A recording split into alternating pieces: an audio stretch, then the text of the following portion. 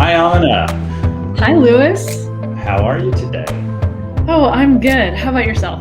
I'm doing very well. It's a busy time in our work, isn't it? It is. It's incredibly busy, but all good. Yeah. Well, thank you for making the time to join our video podcast today. And as you know, I've been speaking to people really who inspire me and are doing the kind of work working alongside our organization in the sustainable fashion and apparel sector. And you are certainly one of those leaders and someone who's inspired me. And I was thinking about when we kind of came together, where we first met. But first of all, I'll say, and it's here on the podcast, that Amina Razvi is the executive director of the Sustainable Apparel Coalition. First, tell me a little bit about what you do at SAC. Sure. Well, thank you so much for having me again. It's always great to chat with you. And I really enjoy working with you and chatting with you all the time. So I am the executive director of the Sustainable Apparel Coalition, and we are a global multi-stakeholder nonprofit organization. We have over 250 members working with some of the biggest and most well-known brands, retailers, manufacturers, NGOs, and academics to reduce environmental impact and increase social justice across the global value chain. I've been in this role for about 2 years, but I've been with the SAC for about 6. Yeah, that's right. And so when I met you, you and I were both at other organizations. If I remember correctly, it was when I was at Cradle to Cradle and we were building the Fashion Positive Initiative, and you were at Gap, and we came and presented the program to you, which seems like 8+ years ago, or yeah, that would have been. Yeah, I know. It's funny because I think when you and I first were chatting about when we first met, I was embarrassed because I didn't totally remember, because my initial thought was, well, haven't we always known each other? Because that's how it feels. You and I talk so often and we work so well together that it just feels like we've known each other forever, which is great. But one of the things I really remember about you when we first met is that you just had this incredible open, spirit. You were so positive and so collaborative, and it's still what I really admire and what I appreciate so much about you, and why I enjoy working with you so much. Thank you, Amina. Well, the feeling is mutual, and I think that there's and I know you're going to talk about this, but there's a real need for that kind of spirit in this work, because it is going to take a lot of alignment and collective action, and these sort of phrases that we use to describe the movement that we're in. But I think it's absolutely the necessary next stage. So absolutely. Thank you for that. So when you were at Gap, what was it? You have a completely different background from the apparel sector. What was it that brought you to Gap? And tell me a little bit about your background. Yeah, so I'm an architect by training. So I come from a very different space. And I get asked this question a lot, because I think when you look at it on paper, it doesn't totally make sense. How does someone go from being an architect to working in the fashion industry? But when I think about it, there's a couple of things that there's a real consistent thread, both in terms of just, my own personal life and my values and beliefs and the work that I do.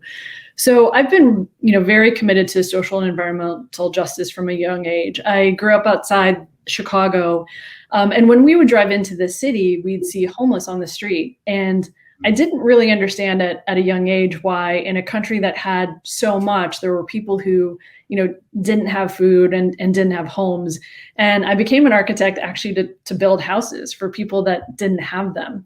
And that was, very simplistic. But when you're 10, things kind of are a little bit black and white. But for me, it was really about how do I specifically do work that makes a difference in the world?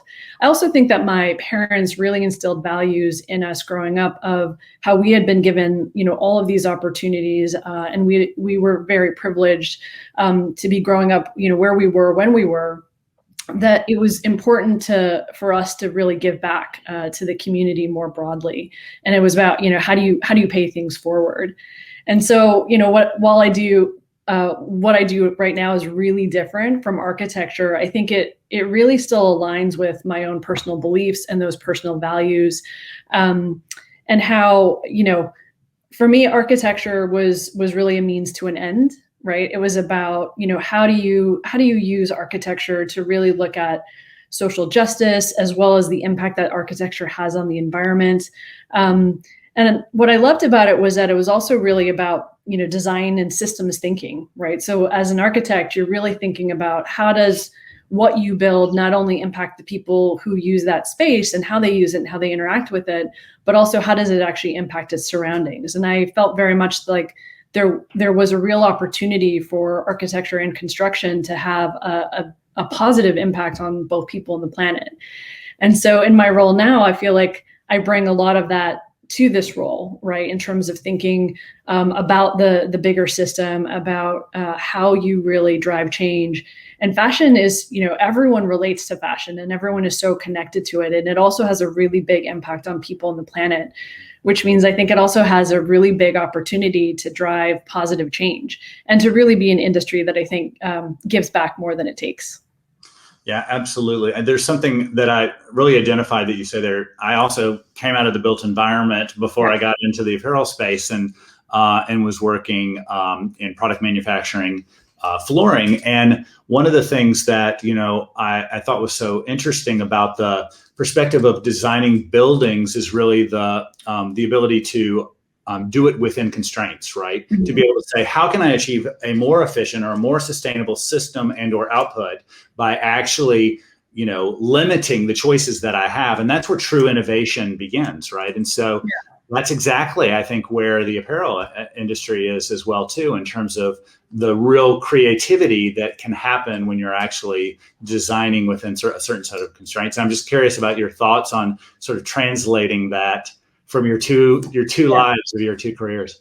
Yeah, absolutely. I mean, I think that, there's tons of creativity within compromises that you have to make, right? And for me, I really believe that can help spur innovation and really, unlock, the types of, programs, initiatives, tools, technology, et cetera, that's really needed to address some of the challenges. And fashion is such a creative industry, right? And it is really about how do you evolve this work and how do you evolve the industry to really meet, the current challenges that we face. And I think that I always like to see these as opportunities, right? What's the opportunity here, right? What's the opportunity to think about things differently, to really look at the entire system and, figure out how do we not just look at one part of it, but how do we look at every part of it? And how do we, make changes that can drive real positive change?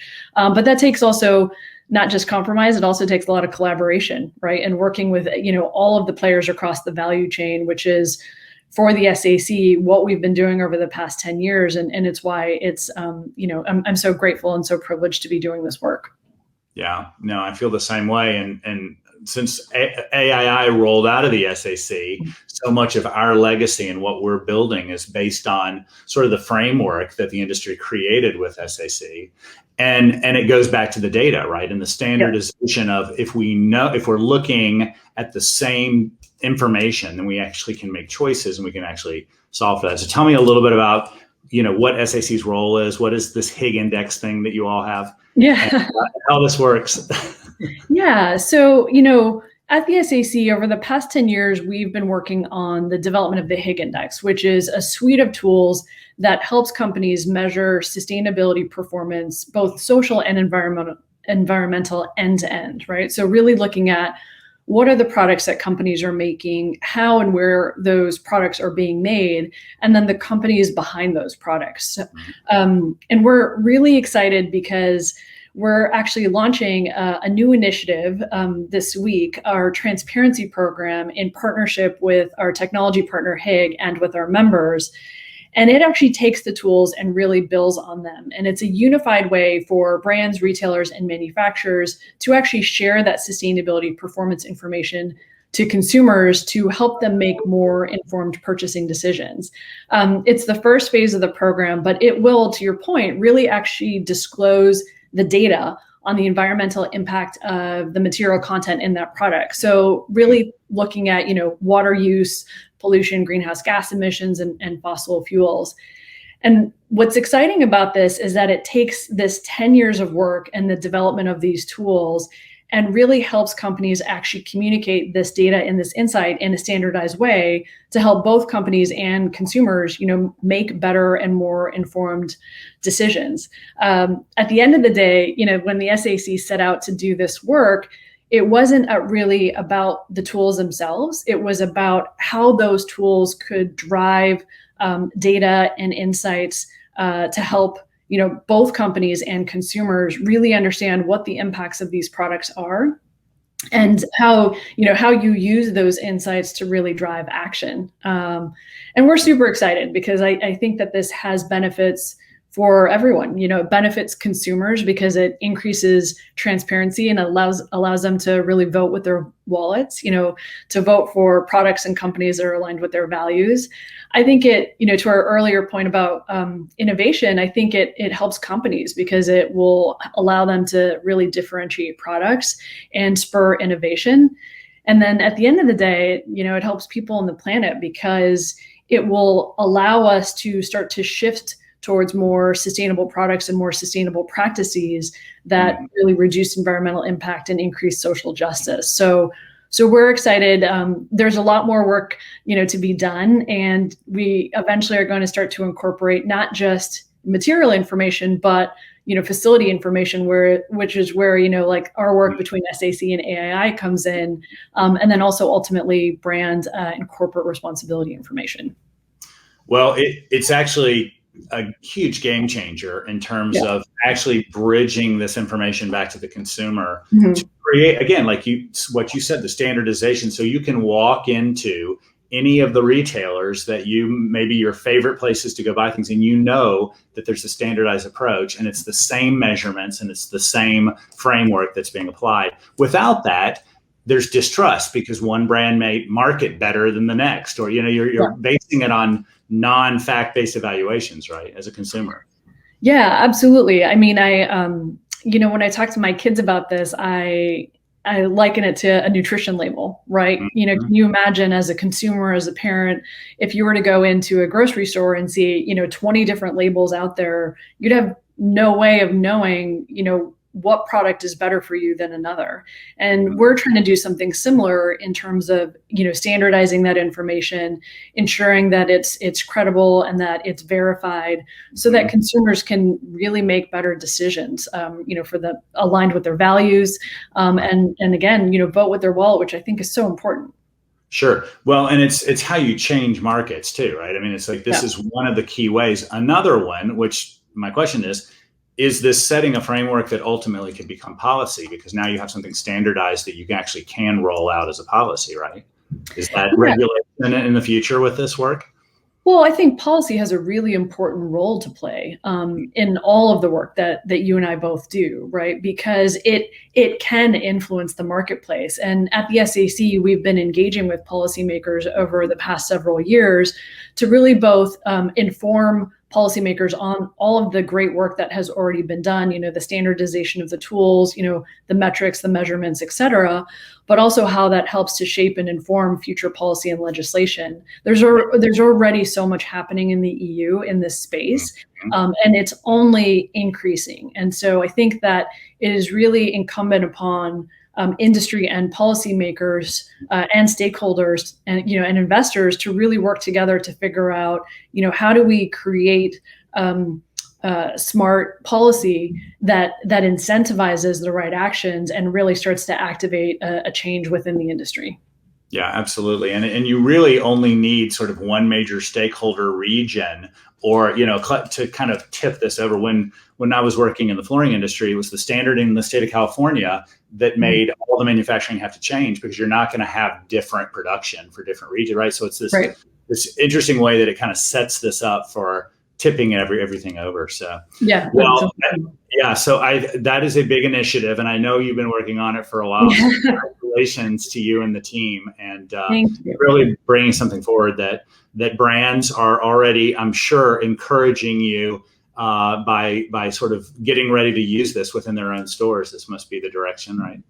Yeah, and like I said, I mean, this is this is just phase one. This program will expand, but we think that it is pretty revolutionary, and we think that it has the opportunity to really scale throughout the industry. And to your point, I think it's definitely a game changer. We're going to learn a lot, through this first phase, and this program is going to continue to evolve over, the next 12 to 18 months. But I think it's going to help set the framework for what happens as we move forward, and really, how do we get this information out there to drive changes and transformation within the industry? Yeah. And it's like often you need to get the product out there, and then design thinking can help it grow and build to the way, the direction it's going. So again, congratulations. So in all of this, because everything that we're laying out sounds like, we're creating this perfect new world with all this information, but realistically, because I know I work in this space with you, what are the challenges why is this work taking so long, or why is it, what are the challenges that are facing this work in the industry as a whole? Yeah. Well, this work, as you well know, is really complicated, right? And it's very nuanced. And what we're trying to do is transform an entire industry that has been around and has existed in a very, singular way for, hundreds of years, right? So that's not easy. And, it takes time. And there's no silver bullet, right? Like, it's not ever going to be any one thing. What we're really looking at doing is looking at the entire system end to end and trying to figure out what are the changes that need to be made at every step along the way, right? From the minute a product is designed to where it's produced, to how it's produced, to the company's own, systems and management practices. And that takes time. I also think that what we've been doing at the SAC is complicated, bringing the industry together from a pre-competitive space to actually align on how you measure social and environmental performance has been a challenge, right? Lots of interesting, very challenging conversations there. But I think it is such a great example of how you can actually, bring the industry together to do this work. So I think that's a challenge, and it takes time. I think the other thing that is a challenge is increasingly misinformation, which I know is not, it doesn't exist just in the fashion industry. When I take a look at what has happened over the past year with regards to the pandemic, or even if you look at the climate crisis, the misinformation that's out there, it distracts from, I think, really addressing the issues. It also sows division when we really need to be collaborating, on solutions, because these are systemic challenges, right? No single, individual or organization is going to solve this. And so we need to be coming together, whether we're trying to address, a health crisis like the pandemic, or trying to address the climate crisis. It's really going to take everyone working together. And I think the spread and the perpetuation of misinformation, across any one of these issues or industries often creates a lot of distrust. And that distrust in organizations, institutions, in the work, I think it actually prohibits us from making real progress. And to me, it's a challenge. It's also somewhat disheartening. And you and I have spoken about this, and it does become a challenge when you're really trying to move things forward, and that things have to be iterated on. Like, going back to the design perspective, you're constantly trying to iterate to make things better and to make progress. And sometimes I feel like this becomes a real barrier. Yeah, it does. I mean, I've experienced that in other organizations that I worked in the standards world, where there's just sometimes a lack of support from the people who seem to be part of the same tribe, that we are intending to all build and design for the same future. And one of the things, that always kind of got me was, because I'm, the way I'm wired is always to think that we only get there if we do this together. And so therefore my efforts do not need to be to criticize or tear down what you're doing wrong, but rather to be a part of what you're doing, get curious. That's, I think, one of the greatest skill sets is around curiosity rather than judgment. And what are you seeing in the space of, like, the optimism and the hope that can come out of, some of these topics and things? Yeah. Yeah, absolutely. I agree. I think it's really about how you approach things, right? With that spirit of curiosity and collaboration. Mhm. One of the things that really gives me hope is working with the group of people that I get to work with, not just within the SAC team and the SAC community, but with partners like you guys, right? Who I think are so passionate and they're dedicated to this work, and they are really looking at collaborative solutions, right? We can debate the how we do this, but at the end of the day, the SAC community has really come together, and you have different perspectives. You have people from all over the world, right? You have people with different backgrounds who are all Mhm. really trying to work together towards this common vision for an industry that really gives back more than it takes. And I think that to me is really inspiring and gives me hope, because while it's not easy, we continue to make forward progress and forward momentum. And I think that, that's that inspires me quite a bit. I also think the younger generation, and I know, you're doing work with a lot of folks as well. But they're incredibly inspiring as well. Greta, the Sunrise Movement, they're all of these just amazing young leaders and activists who are really standing up for their future and advocating for the kind of change that they want to see in the world. And that's great, because I do think it's going to take everyone. It's going to take, grassroots movement. It's going to take consumers demanding change. It's going to take organizations like ours working on, this with others across the industry. And, to our earlier discussion around policymakers and government, it's really going to be an all hands on deck to address some of these systemic challenges. So.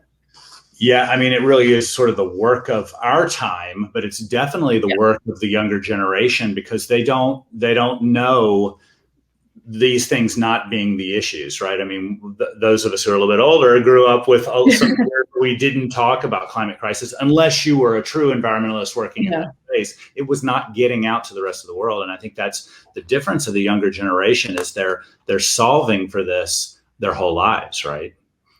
Yeah, and I feel like it's incumbent upon us, as people who work in this space, to also, you have kids, I have kids, to really leave the world better off for future generations. So, I think they're demanding change for their future, and rightly so. And I think all of us need to be invested in making sure that future becomes a reality.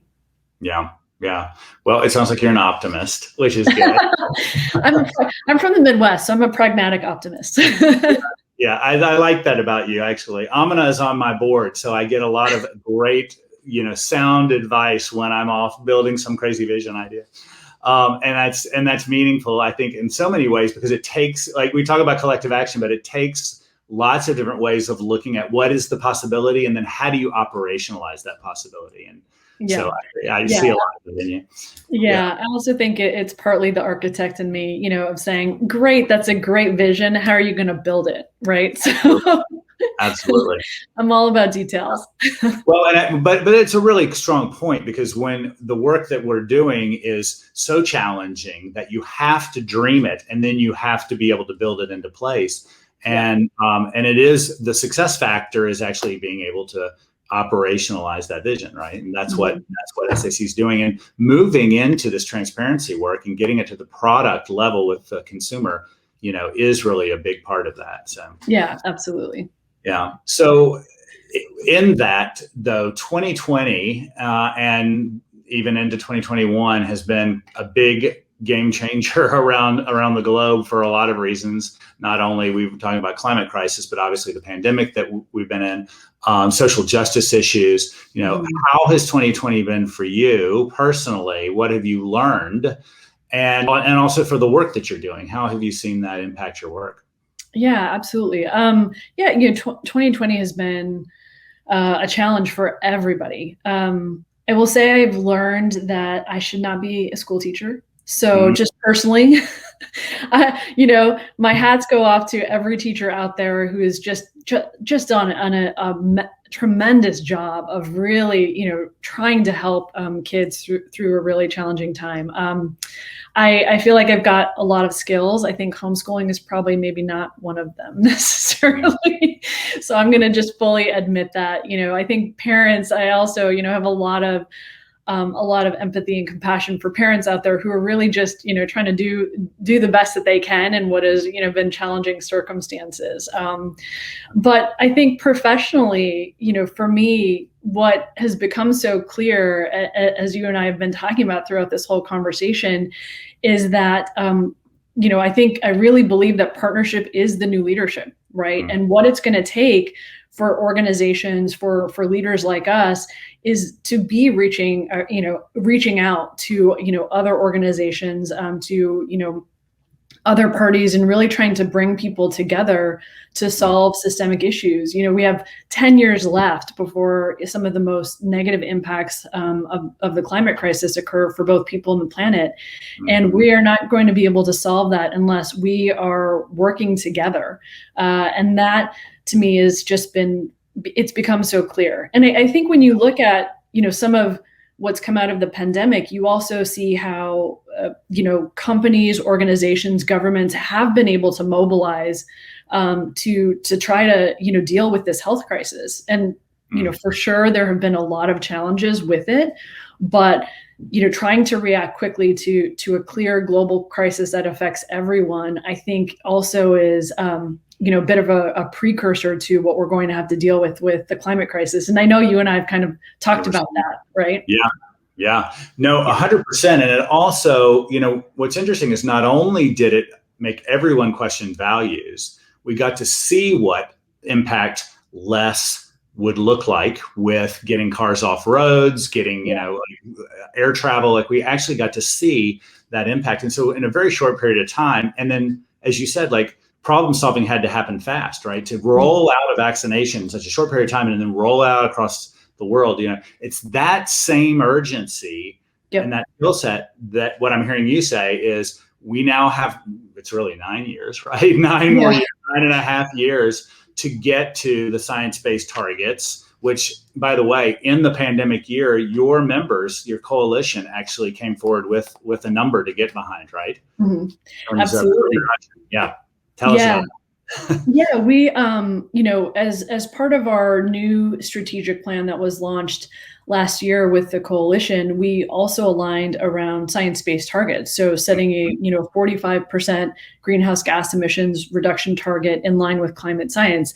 And I think it is important for organizations to really be aligning around the climate science and actively working towards, how do we move companies and how do we support them towards moving in that direction. So I'm incredibly proud of the coalition and our members and our board for aligning around this. And now, to your point around how do you operationalize that, comes the tough work of how do we actually do this, and how do we support companies on not only setting science-based targets, but helping them to actually achieve those targets and be able to report on that progress year over year. Yeah, absolutely. Well, I think setting a destination and knowing where you're going is, because so many parts of this, we don't yet know where we're going. With climate, we know where we're going. And so that's true leadership. I think that SAC's membership and you and your team have shown by putting that number out there. And then at AII, we say we're data-driven, based in science, because you all are making the tools that are data-driven, and you're also setting these kinds of targets. So that's leadership. What is leadership to you? To me, that's leadership. Yeah, like I said, for me, so much of it is around how you partner with others to achieve, to your point, to achieve these big goals, right? It's not going to be me or my team or, a individual company. It's going to be all of us working together and working with partners like AII to achieve some of these very big, audacious goals. But, setting the goal, I think, is part of it. And then working to across the industry, with every part of the value chain, which is why, I am so grateful to be doing the work that I do at the SAC, is because we do get to work with every part of the value chain. And that's what it's going to take, right? It's going to take everyone figuring out how we do this. And the people that I really admire and respect and look up to are those leaders who who do that, right? Who instill those values of teamwork, of collaboration, that spirit of partnership. It's one of the things I admire so much about you. But that to me is what I think real leadership looks like, right? Is kind of, setting aside, to your point earlier, kind of setting aside, the work that we all do individually, not, putting it aside altogether, but thinking about how the sum is greater than those individual parts, right? How do we bring all of this collective work that we have been doing across the industry for so long, and how do we build on it? And, how do we connect the dots? And how do we use it to drive real change in a way that no individual organization could, but that collectively we have a chance to? Yeah. Yeah, I remember when I was at Cradle to Cradle and we had Google preferring Cradle to Cradle certified products. We thought, this is great. They're going to put it in every, all the real estate globally. And they said, to us, yes, it is great that you don't need one Google, you need 20 Googles, and it's the same thing for this industry. Like, it is wonderful when one big brand retailer leads, but what has to happen is that they're all working in step with the same programs, the same, like they're rolling out in the same direction. And I think that's what I think those who are listening to understand, like what you're saying is really, it creates greater efficiencies. It aligns where things fit. It puts funding in the right perspective. It makes decision-making go faster. It's absolutely how it works, right? Yeah. 100%. Yeah.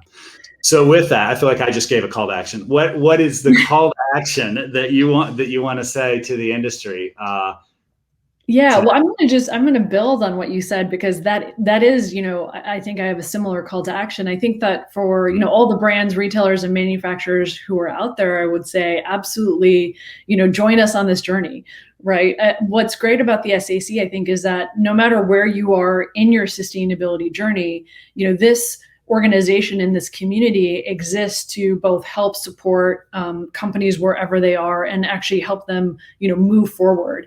And to your point, it is really going to take everyone, right? The industry is not going to change by a handful of companies. It's going to change when the industry as a whole actually comes together, leverages, existing tools, builds on existing work, and really starts to measure their progress and move forward. So that's absolutely, I think, the call that I have to all the organizations out there in terms of, where you get started and how you build on existing work and best practices. And then to consumers, I would say, consumers have more power than they think they do. Mm-hmm. I often get asked, what are the couple of things that I can be doing as a consumer?